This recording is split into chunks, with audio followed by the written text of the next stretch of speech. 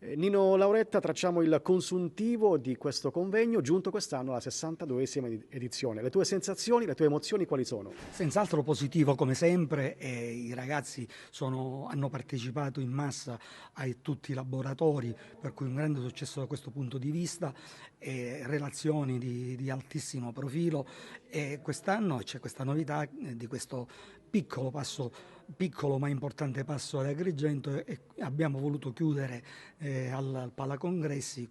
per dare insieme al direttore del parco che ha provveduto tramite il Consiglio alla istituzionalizzazione del convegno, è appunto un passo per un più completo ritorno l'anno prossimo che speriamo sinceramente possa avvenire. Ecco, questo ritorno, seppur parziale ad Agrigento, per lei, per il centro, per la sua famiglia, che sapore ha? Beh, respirare nuovamente l'aria del Palacongressi è senz'altro un'emozione grandissima. Abbiamo una serie di video di mio padre,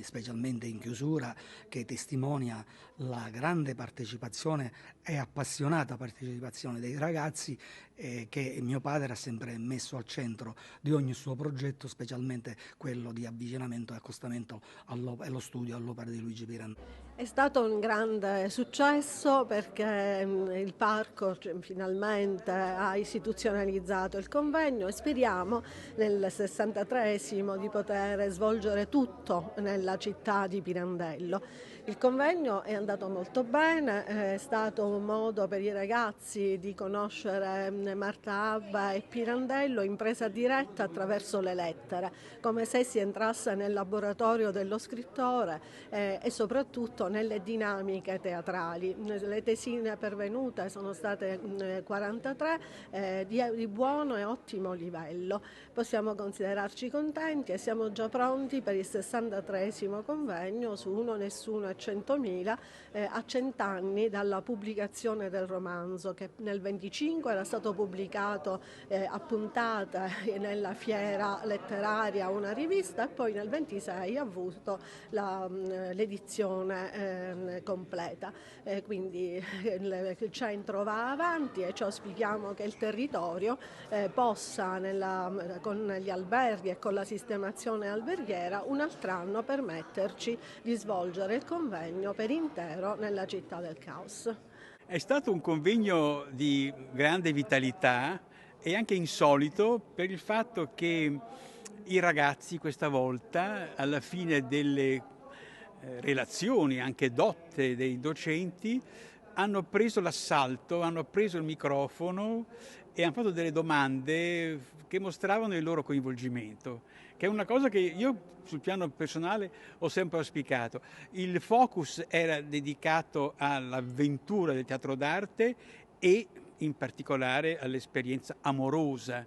tra il vecchio Pirandello e la giovane bellissima Marta Abba. Per cui Pirandello vecchio si mette con i giovani autori, quello era il progetto dell'iniziativa,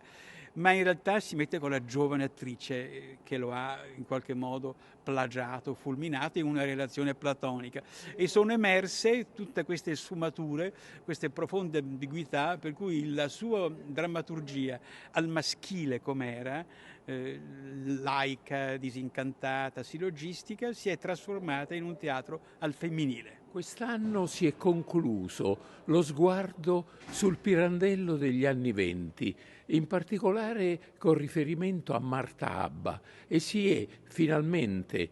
chiarito e capito che Pirandello diventa capocomico anche grazie a Marta Abba, ma non solo, e che comunque Marta Abba ha questo ruolo importante che scatena nell'autore delle commedie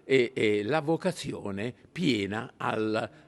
direzione del teatro e soprattutto all'innovazione che darà poi origine al ruolo importantissimo che Pirandello ha in tutto il mondo a partire dagli anni '30. Voglio ricordare ancora una volta che Pirandello, insieme a Dante Alighieri, è lo scrittore in lingua italiana più conosciuto al mondo.